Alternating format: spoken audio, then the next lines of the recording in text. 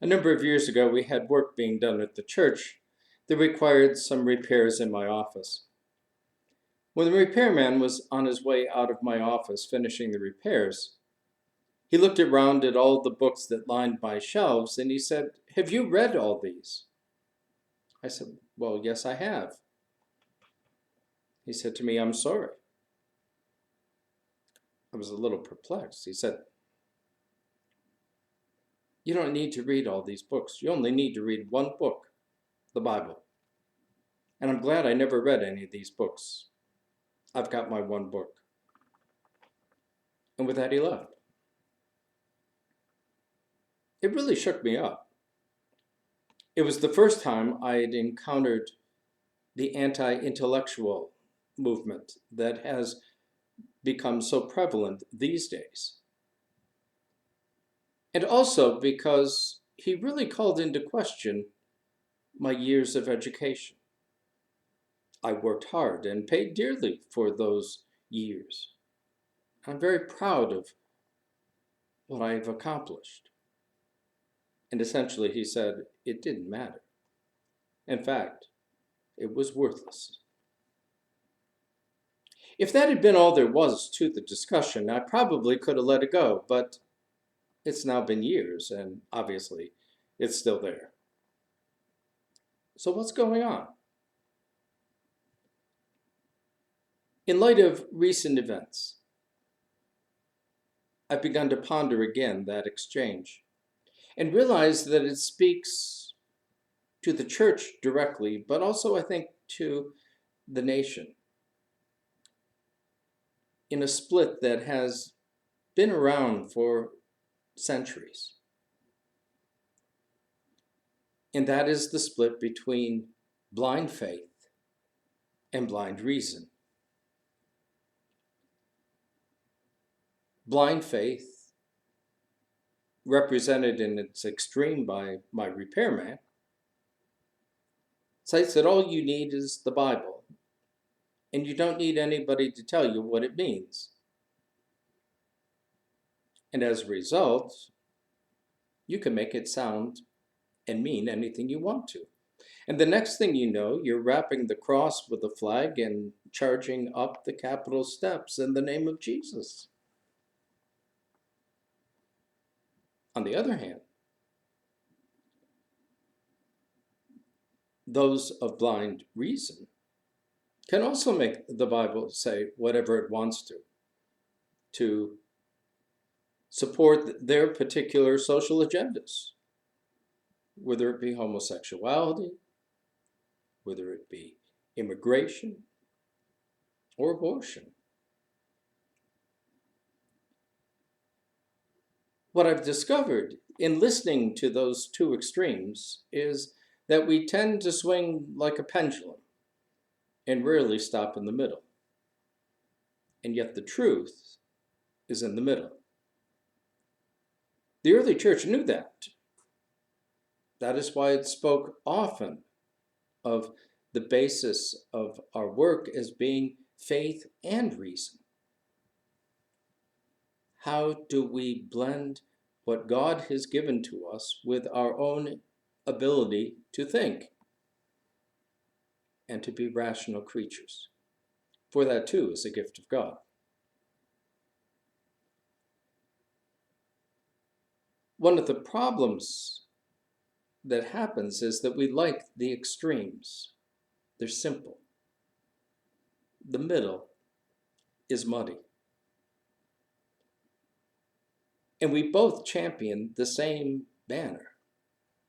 What would Jesus do? Those that charged the Capitol steps were certain that Jesus was on their side, as are those who champion social justice. I think we have to get past what would Jesus do if Jesus was alive in the 21st century and look at what Jesus actually did. Jesus spent most of his ministry bringing people together, restoring wholeness, shalom, completeness. Whether it was physical healing, in the case of the blind and the deaf and the lame, or the lepers, or whether it was emotional and mental, as in casting out demons, whether it was healing from social isolation, or healing from death itself. And the thing that I always remember when people want to bring up what would Jesus do is that in the end, Jesus was willing to die. And Jesus didn't die for a cause. Jesus died for us. And in his prayer with his disciples on the night in which he was betrayed, he prays that we might be one. If that is his prayer,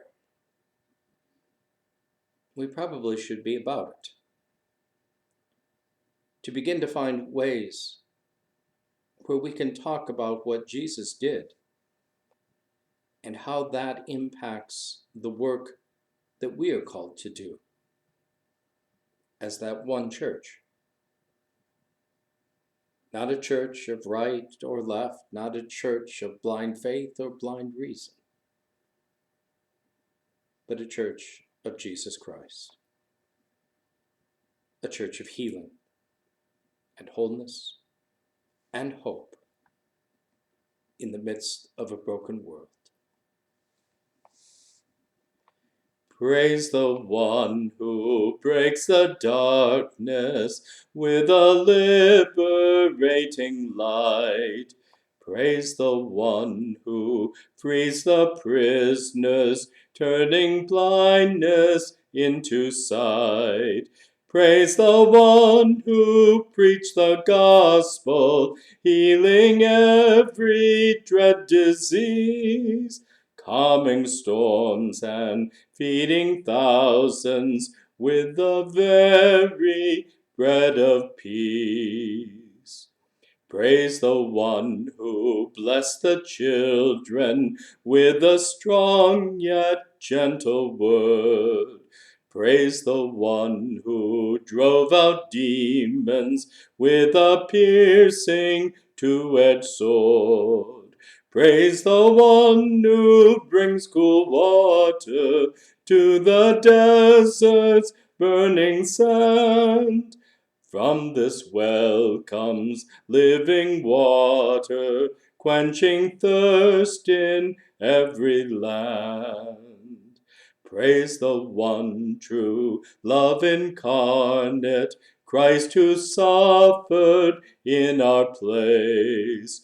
Jesus died and rose for many, that we may know God by grace. Let us sing for joy and gladness, seeing what our God has done. Praise the one redeeming glory. Praise the one who makes us one.